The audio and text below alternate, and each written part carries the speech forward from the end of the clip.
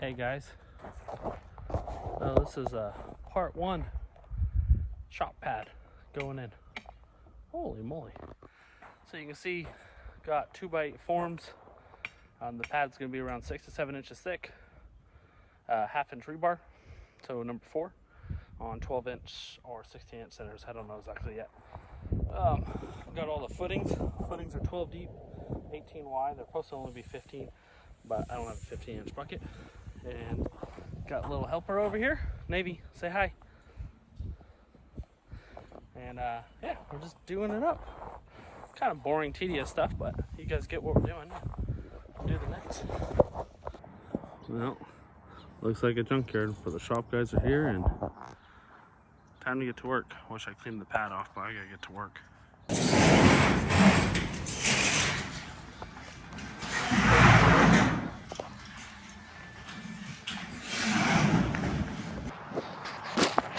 Well, look at there, guys. Finally happened. 7 years of owning this property. I've dreamed of this day, and this building is finally up. Changed locations where we wanted on the property, changed ideas, changed size for budgeting. I always wanted a 30 by 50 at least, and I finally got it. And proud to say I finally did it. But I'm gonna give you guys kind of a tour on what we did here, and then I'm gonna go down and walk you through pricing and what this thing cost me to pit up.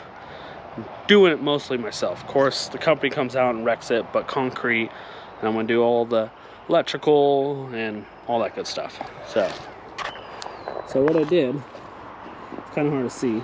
This used to be our horse area, and what I did, we were eventually gonna put the shop. I put a horse barn and moved the horses down below, and that'll be a separate video. Show you how I built the wife a horse barn and how we built that barn. But so these little green buildings here used to be here. I moved them forwards. I built myself a road. And what I'm trying to do is keep my projects and the business separated from personal life. There's my house. This fence will be continued and go a little higher. But so I'll show you. All these attachments here will go bye-bye. It won't be there. This will be filled in with rock. This will get more organized and lined up better. It's kind of all laid out right now. Got more pallet racking. So I'm going to be pitting pallet racking along that bush about 6 foot up, where I can pit 2 attachments in different locations. So there will be all my skid steer attachments. And then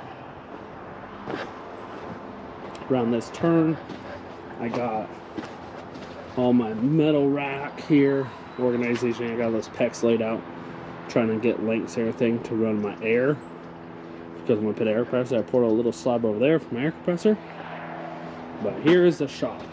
So what it is, it's a 30 by 50, so 1,500 square foot. It's made by a company out of Maxwell, California called Pacific Metal Buildings. They did awesome.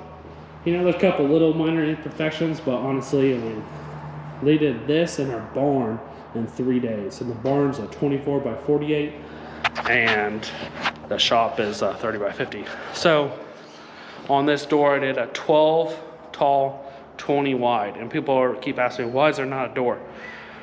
So most doors from these companies, they don't really like to do anything over 12 just because they're so flimsy. And the company actually recommended, hey, go with a professional door company. Well, I've worked in a lot of airplane hangars lately, helping a friend out, and the hydraulic doors, the bifolding on the single doors are awesome.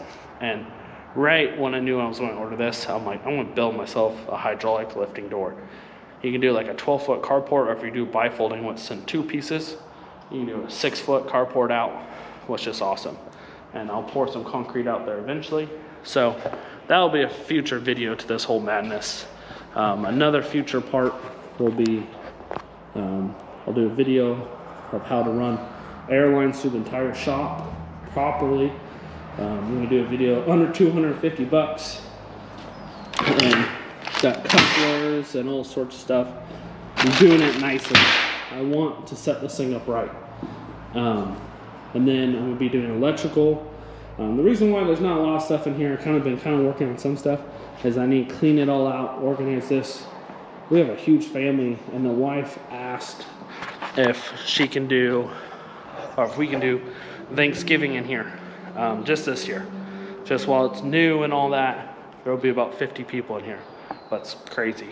But, so yeah, we're gonna have Thanksgiving here. Today's Monday, so in 4 days. And then Friday, the game's on.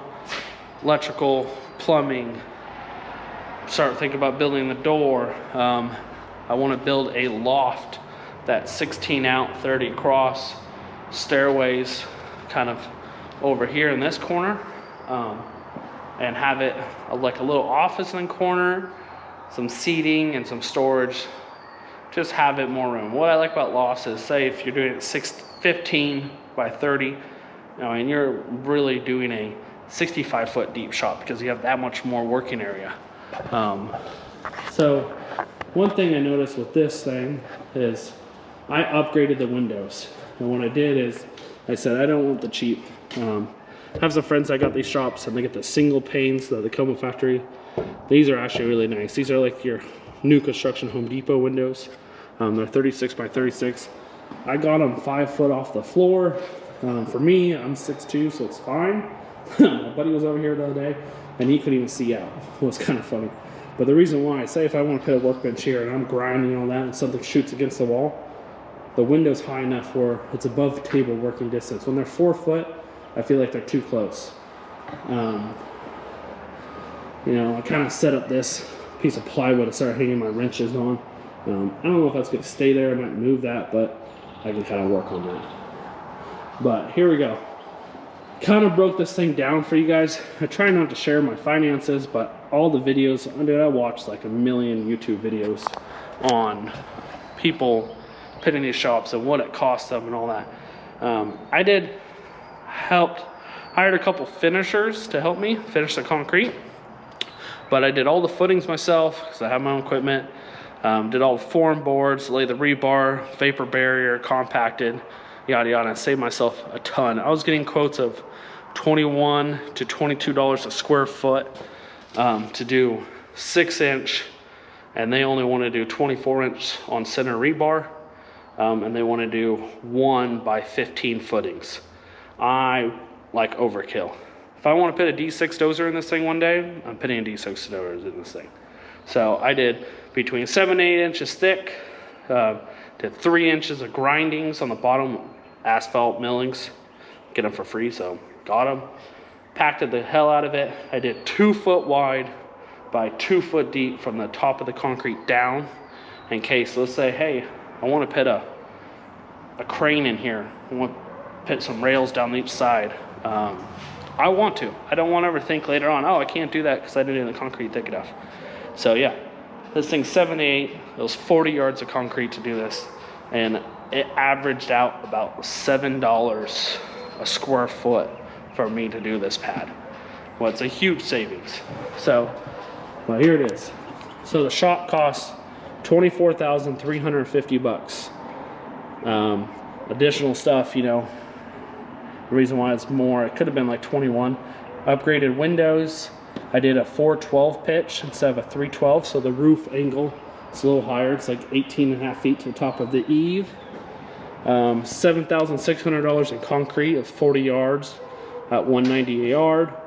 $2,200 in finishers. Had 5 guys out here helping me. And then, I don't know the $100 I wrote, but did $1,150 in rebar. The $100 was vapor barrier. Went down to my local middle mill and someone screwed up and ordered too much, so they had tons of overstock. So it worked out great in my favor. I did do saw cuts. I did a broom finished, and what I screwed up on the saw cuts is I cut them the next day, you know, with water and the big saw cut. I didn't clean it off right away. I should have pressure washed it or sprayed it off. And if you can see, it left this like residue, chunky stuff. If I take a pressure wash it, it comes right off. And it's breaking down, and I blow it out every day. But that's why I screwed up. Did it hurt the concrete at all? No, it's like a chalk all on the top. But yeah, like I said, I really just want to make this video because I enjoyed watching other people's and what they wish they didn't do right and what they changed. So far, I'm really happy. You know, the only thing I did notice is my loft, because I did 36-inch windows and 5 foot off the ground, my loft is really tall. So my head space is less. But you know what? So far, that's not a screw up. Did I wish I did a vertical siding? Yes. Do I think it looks better? Yeah, but it's about $2 grand more. And honestly, I don't mind horizontal. I think it looks good. You know what? I've owned this probably 7 years, and I've been working in gravel. I've never had a garage my entire life, and I've built more projects. I've been running a business out of this house. You know, I'm out there welding in the winter. I've built 3 dump trucks out there. I'm just so excited just to have a place to work. I mean, you know, and this is not like I'm bragging like, oh, hey, I got a shop now. You know, and it's not trying to do anything. I'm just so excited. I mean, you know, it's last winter, my excavator had to go into the shop, and I paid a buddy to help me fix it and all that. And I was, you know, he knows what he's doing. I needed help. But just helping him inside a shop and the productive we can get done when it's pouring down rain and cleaning it out and walking around in creepers and all that, I was so jealous just because I'm like, just want a shop. And it's not like jealousy mad at him. It's just like, this is awesome when you just get so much more done. You know, I've had a carport when I was a child, but again, I mean, you couldn't even park a Volkswagen Bug in there. So it's just cool. So for anyone that's talking about doing a shop, if you can make it work, you know, this thing's going to pay for itself, in my opinion, to me, maintenance and equipment and all that, the amount of production I can get done and the volume without stopping because it's pouring down rain or it's 110 degrees out and I'm barbecuing myself. Like, again, I've been doing it, but I ain't gonna lie, it's not my favorite. So, but yeah, super excited. There'll be tons more videos. Going to get Thanksgiving done here, and then I will have tons more videos. I want to get back into it. Now I want to start recording. When I got the kids in my F100 truck that I've owned for years, I'm going to bring down the shop and start working on that. I'm going to do like a Craftsman Series NASCAR, like looks like it's from the 60s. Small block Ford. Yeah. So stay tuned, guys. Hope you enjoy. Talk to you soon.